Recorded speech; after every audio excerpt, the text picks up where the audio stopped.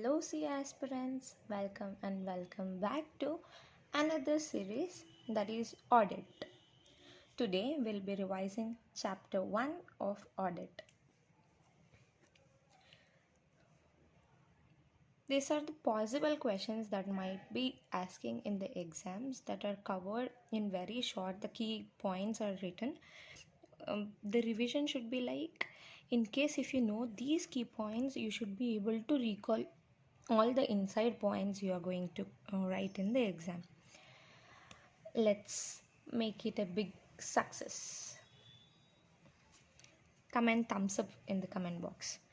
Inherent limitations of audit are nature of financial reporting, that is judgment by management, future events, nature of audit procedure, that is we have conducted a sampling, etc. Timeliness of financial statement and decrease in relevance of information over time, not in nature of investigation, not expected to reduce risk to zero, and no absolute assurance. What is the main objective of audit? The objective of audit is to obtain reasonable assurance if financial statements are free from material misstatement and are prepared as per applicable FRF, to report financial statement and communicate as SA. What are the types of audit reports? That is unqualified or clean, qualified, disclaimer of opinion, adverse. These are the four types of audit reports. To check if financial statements are not misleading, first we have to check if it is as per entries of books of accounts, sufficient audit evidence, no omitted entries and no dummy addition, statement is clear and unambiguous, properly classified, described and disclosed, shows true and fair view of results and assets and liabilities. What is the scope of audit? We can remember this by the short form RAP, that is RAP, which means reliability and sufficiency of financial information. A stands for aspects of entity are covered in relevant to financial statements. P is for proper disclosure of financial information. Should be reasonably satisfied.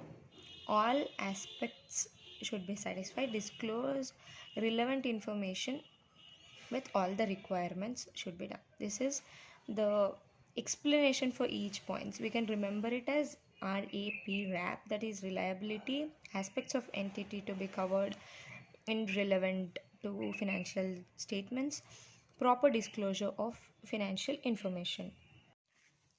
Coming to the next point, here we'll learn what is not in the scope of audit. When the work is given to the auditor, what all the works he shouldn't be doing in case if he is doing the audit of that company.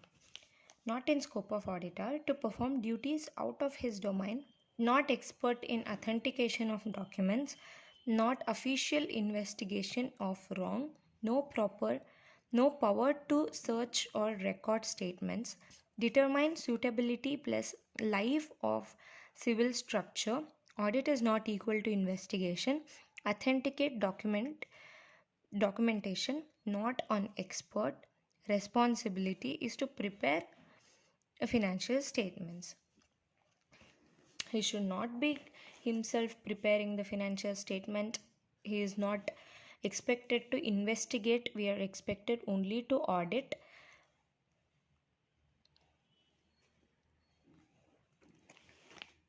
What are the advantages of audit?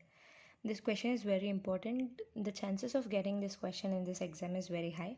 Advantages of audit: high quality information, confidence to users, safeguards financial interest of person, moral check on employees, settling liability of taxes, helps to lenders, bankers, detect fraud and error, review existence and operations of various controls. When to send a new engagement letter for a recurring audit. In case If he feels entity misunderstand the objectives and scope of audit, revised term of special terms of audit, signature change in ownership, significant change in nature or size of entity, change in legal or regulatory requirements, change in FRF adopted in financial statements, change in reporting requirements, change in senior management. Now let's know about the basic qualities of auditor, that is significance of ethics. Okay, while we see these points, let's ask ourselves that we follow these to become a good auditor.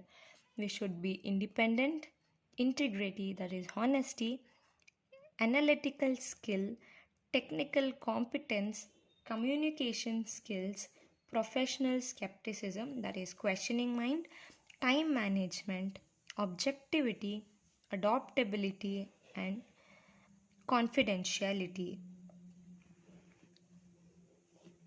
If we think that we possess all these qualities, we are suitable for auditor. If not, we still have time, we'll develop these qualities and become a very good auditor in future. IASSB objectives and how to achieve those. Formed in 1977, objective to harmonize accounting and audit, developed IFRS. I don't feel this question is very important, that is why I didn't write it in full. Okay, coming to the next point, both accounting and auditing are closely related. We'll see how. Because auditing reviews the financial statements which are nothing but result of overall accounting process. Auditing begins when accounting ends.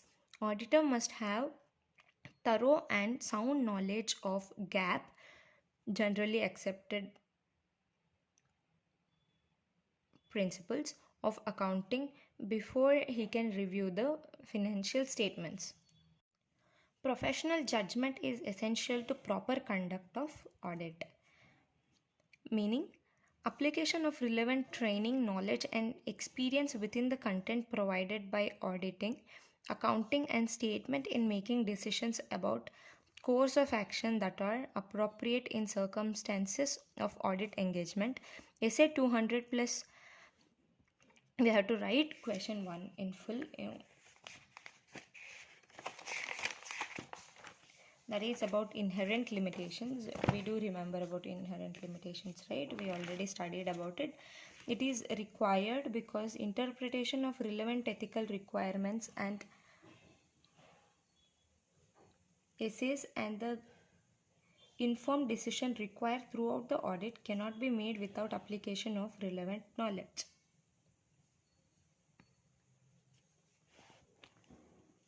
Service rendered by CA are in review, not on official investigation of wrong finding.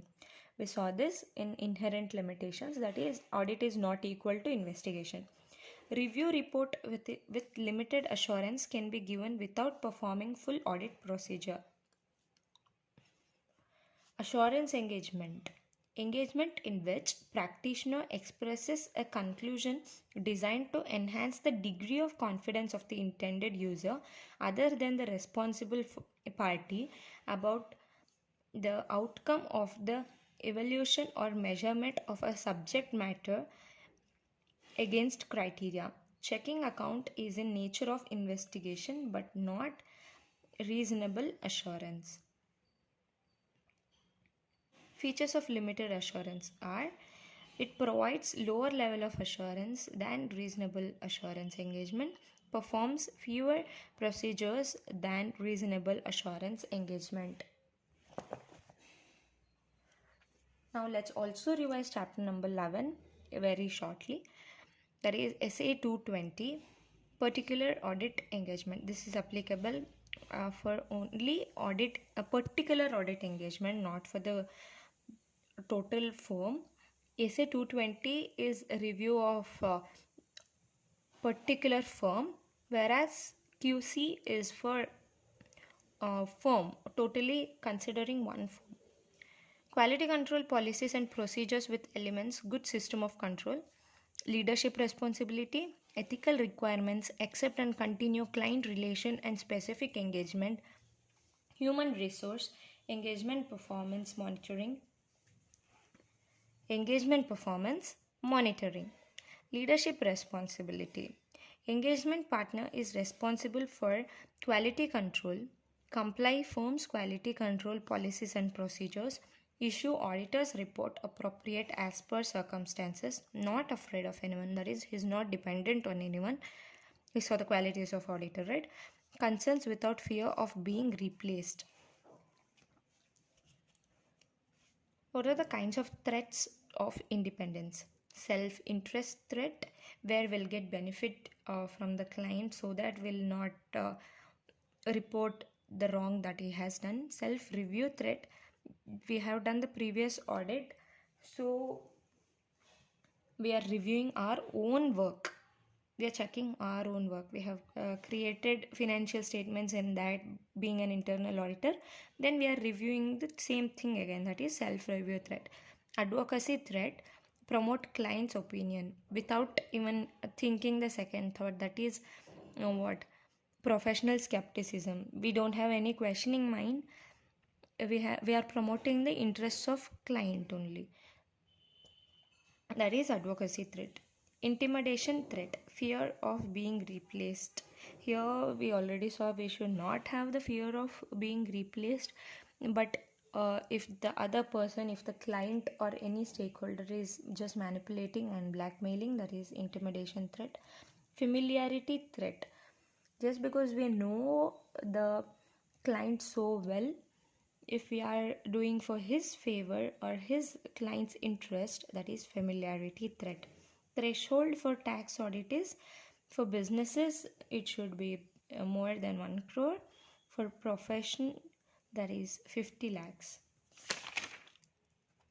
Coming to the next point, acceptance and continue of client relation.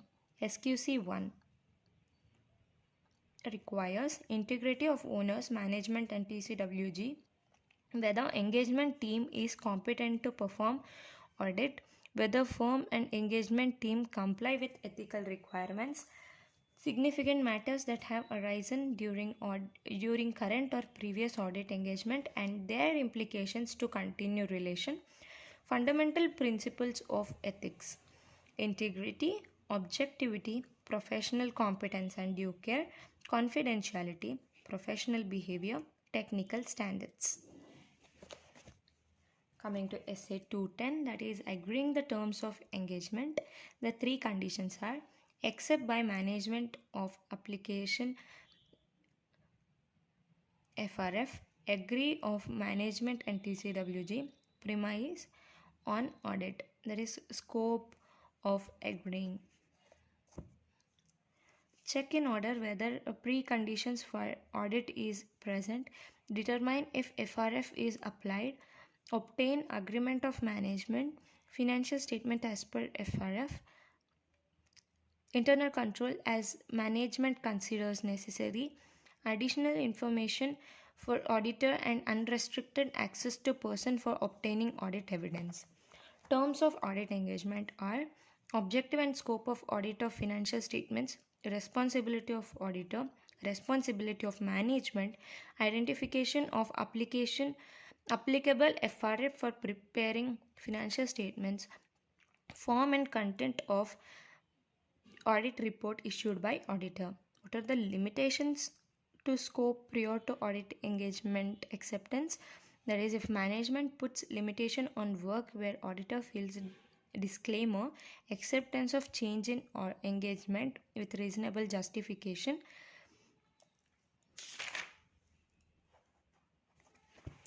Next, we are at the ending of chapter 1 and 11, that is QC.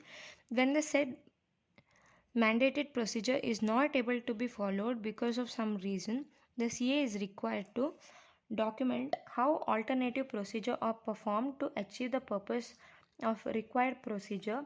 Reason for departure has to be documented. Report should draw attention to such departures, like it should be highlighted. You should not be writing like see, in ads we'll be seeing in very short they'll be writing not a real terms and conditions apply. We have seen many things like that, right? They'll be writing very smallly. That will not apply here. We have to mention it like it is drawing attention to that point. That means that has been highlighted in the report.